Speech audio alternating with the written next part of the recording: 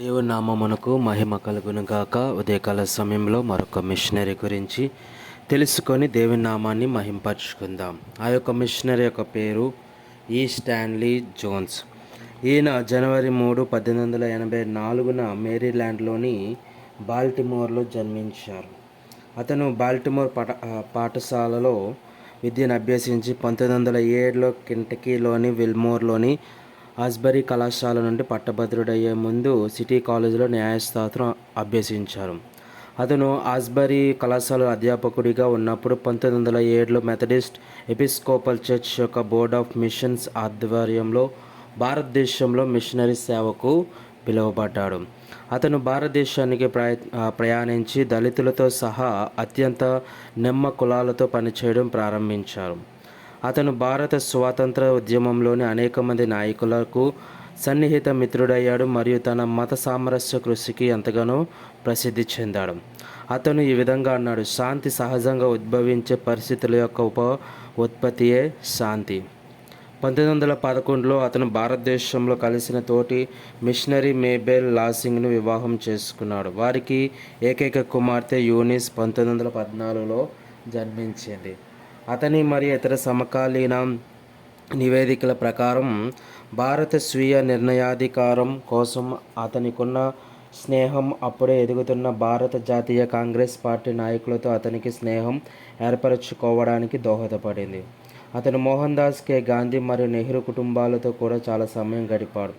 గాంధీ జోన్స్ను మరియు జోన్స్ రచనల ద్వారా బ్రిటిష్ రాజ్ చివరి దశాబ్దాలలో అక్కడ పనిచేస్తున్న వేలాది మంది పాశ్చాత్య మిషనరీలను వారి పనిలో భారతీయ స్వభావం యొక్క మనస్తత్వం మరియు బలబలాలకు మరింత గౌరవం ఇవ్వాలని సవాలు చేశారు.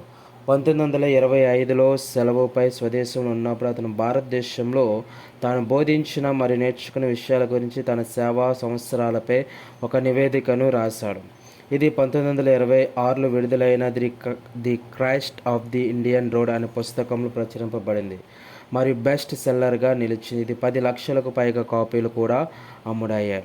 అతని పని మతాంతర మరియు ప్రపంచవ్యాప్తమైంది. పురుషులను మరియు స్త్రీలను రోజుల తరబడి ఒక చోట చేర్చి వారి స్వంత ఆధ్యాత్మిక స్వభావాలను మరియు అన్వేషణను మరియు విభిన్న విశ్వాసాలు వ్యక్తులకు ఏమి అందిస్తాయో లోతుగా అధ్యయనం చేయడానికి ఒక సాధనంగా భారతీయ ఆశ్రమంని తిరిగి స్థాపించడంలో అతను సహాయం చేశాడు.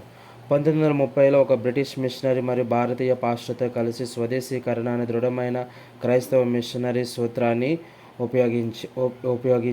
ఉపయోగించారు. జోన్స్ క్రైస్తవ క్రమశిక్షణలతో ఆశ్రమాన్ని పునర్నిర్మించాడు. ఈ సంస్థ క్రైస్తవ ఆశ్రమంగా ప్రసిద్ధి చెందింది.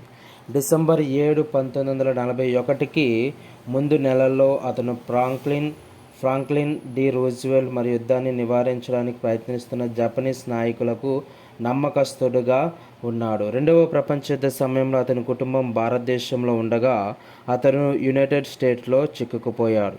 అతను క్రిస్టియన్ ఆశ్రమాన్ని యునైటెడ్ స్టేట్స్ మరియు కెనడాలో పునఃస్థాపించాడు. అక్కడ అది ఒక బలమైన ఆధ్యాత్మిక వృద్ధి పరిచర్యగా మారింది.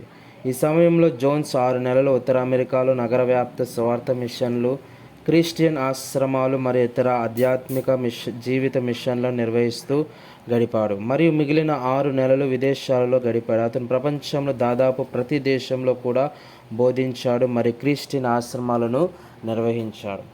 1947లో యునైటెడ్ స్టేట్స్లో అతను చర్చిల సమాఖ్య ఐక్యత కోసం ఉద్యమాన్ని ప్రారంభించాడు. అతను దేశవ్యాప్తంగా భారీ సమావేశాలు నిర్వహించాడు మరియు దాదాపు 500 నగరాలు, పట్టణాలు మరియు చర్చిల్లో మాట్లాడాడు. అతను ఒక వ్యవస్థను ప్రతిపాదించాడు. దీని ద్వారా మత విభాగాలు ఉన్నవి ఉన్నట్లుగానే ఏకం కావచ్చు, ప్రతి ఒక్కటి దాని స్వంత ప్రత్యేక ప్రాధాన్యత మరియు వారసత్వాన్ని కాపాడుకుంటూ, కానీ ఒకరినొకరు అంగీకరించి యునైటెడ్ స్టేట్స్ యొక్క సమాఖ్య ఐక్యత వ్యవస్థను పోలిన ఒక రకమైన సమాఖ్య ఐక్యతలో కలిసి పనిచేయాలి. 1950లో జోన్స్ భారతదేశపు మొట్టమొదటి క్రైస్తవ మానసిక వైద్యం మరియు క్లినిక్ అయిన లక్నోలోని ఇప్పుడు ప్రసిద్ధి చెందిన Noor Manzil psychiatric centre and medical unit కోసం నిధులను అందించారు.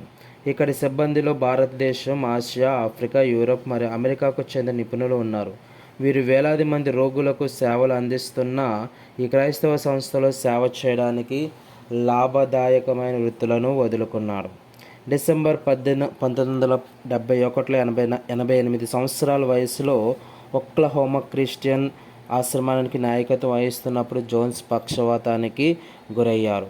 అది అతని మాటతో సహా శారీరకంగా అతన్ని తీవ్రంగా దెబ్బతీసింది. అయినప్పటికీ అతను తన చివరి పుస్తకం ది డివైన్ ఎస్ను టేప్ రికార్డర్లో రికార్డ్ చేశారు మరియు జూన్ 1972 జెరూసలేంలో జరిగిన మొదటి క్రిస్టియన్ ఆశ్రమం ప్రపంచ కాంగ్రెస్లో తన వీల్ చైర్ నుండి ప్రసంగించాడు. అతను జనవరి 25, 1973 భారతదేశంలో మరణించాడు.